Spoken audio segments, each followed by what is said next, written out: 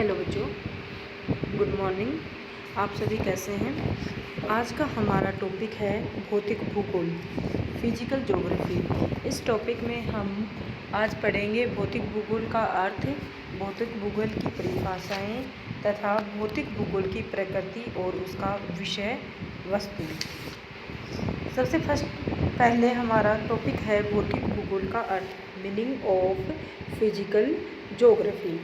भौतिक भूगोल का अर्थ क्या है? भूगोल का अर्थ होता है कि हमारा जो चारों ओर का आवरण है उसको हम भूगोल कहते हैं। और भौतिक भूगोल भूगोल की वह शाखा है जिसमें पृथ्वी तल पर पाए जाने वाले भौतिक पर्यावरण के तत्वों का अध्ययन किया जाता है। अर्थात पृथ्वी के ऊपर जो भी प्राकृतिक तत्व पाए जाते हैं, अर्थात जिन तत्वों का निर्माण प्रकृति के द्वारा होता है और उनका अध्ययन हम करते हैं, उसको हम भौतिक भूगोल कहते हैं।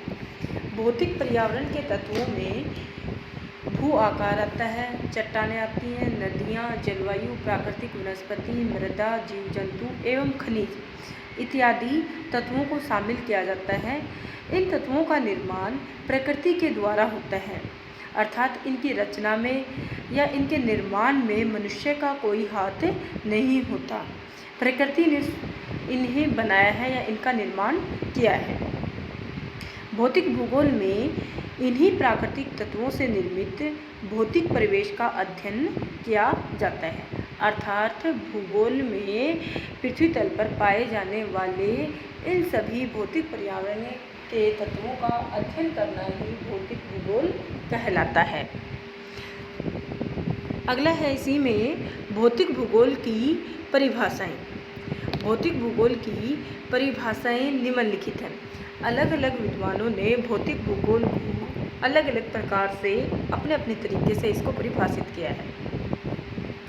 भौतिक भूगोल को परिभाषित करते हुए आर्थर होम्स ने कहा था, आर्थर होम्स जो थे उन्होंने कहा था कि भौतिक पर्यावरण का अध्ययन ही भौतिक भूगोल है। अर्थात इसके अंतर्गत हम ग्लोब के धरातलीय उच्चावच किसमें आएंगे? भू-आकृति विज्ञान में। दूसरा है सागर एवं महासागर, इनको हम समुद्र विज्ञान में शामिल करते हैं। तथा वायु, ये मौसम विज्ञान तथा जलवायु विज्ञान में आदि का अध्ययन किया जाता है। सेकंड है ए के लोबेक के अनुसार। ए के लोबेक के अनुसार भौतिक भूगोल क्या है कि भौतिक वातावरण का अध्ययन ही भौतिक भूगोल है।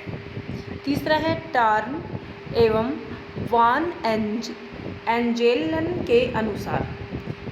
इनके अनुसार भौतिक भूगोल क्या है कि पृथ्वी के भौतिक लक्षणों तथा उनके मानव पर प्रभाव का अध्ययन ही भौतिक भूगोल कहलाता है। एक और विद्वान है, भूगोलवेत्ता है A.N. स्टालर। इन्होंने भौतिक भूगोल को किस प्रकार परिभाषित किया है?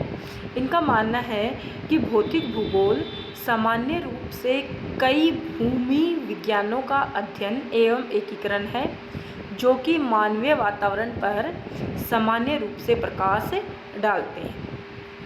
ठीक है, अब इसका निष्कर्ष ये निकलता है कि भौतिक भूगोल का मतलब क्या है कि भौतिक भूगोल का अध्ययन का वह क्षेत्र है जो मानव के भौतिक पर्यावरण के तत्वों को एक दूसरे से जोड़ता है एवं उनकी व्याख्या करता है। एक दूसरे से जोड़ता है या उनकी व्याख्या करता है। अगला टॉपिक है भौतिक भूगोल की प्रकृति एवं विषय वस्तु।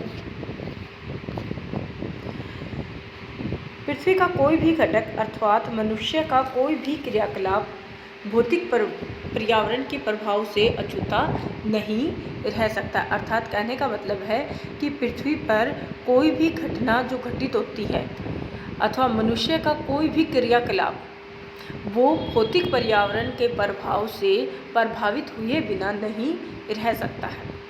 भूतल पर मानव का वितरण, उसकी जीवनशैली तथा मानव उद्यम की सफलता काफ़ी हद तक भौतिक परिवेश पर आधारित होती है। अर्थात जिस स्थान पर जिस प्रकार का भौतिक पर्यावरण पाया जाएगा वहाँ पर मनुष्य के क्रियाकलाप भी उन्हीं भौतिक पर्यावरण या भौतिक दशाओं के अकॉर्डिंग ढल जाएंगे। इसी कारण भौतिक परिवेश का अध्ययन अर्थात भौतिक भूगोल भूगोल की एक महत्वपूर्ण शाखा और उपशाखा के अध्ययन में भौतिक भूगोल क्या माना जाता है। इसी के अंतर्गत भौतिक भूगोल को भूगोल की एक महत्वपूर्ण शाखा माना जाता है।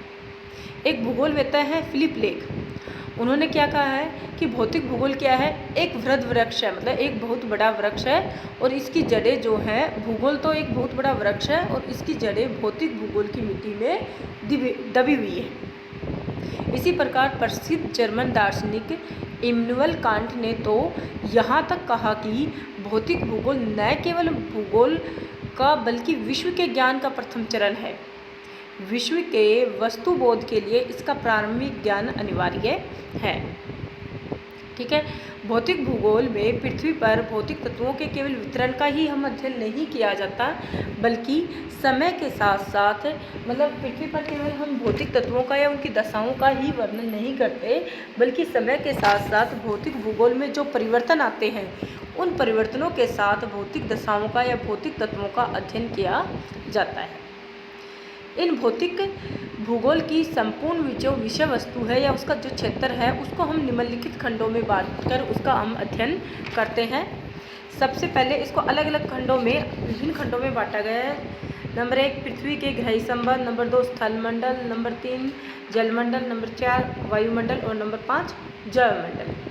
स्थलमंडल, जलमंडल और वायुमंडल से मिलकर स्थलमंडल, जलमंडल और वायुमंडल से मिलकर कौन सा मंडल बनता है, जैवमंडल बनता है।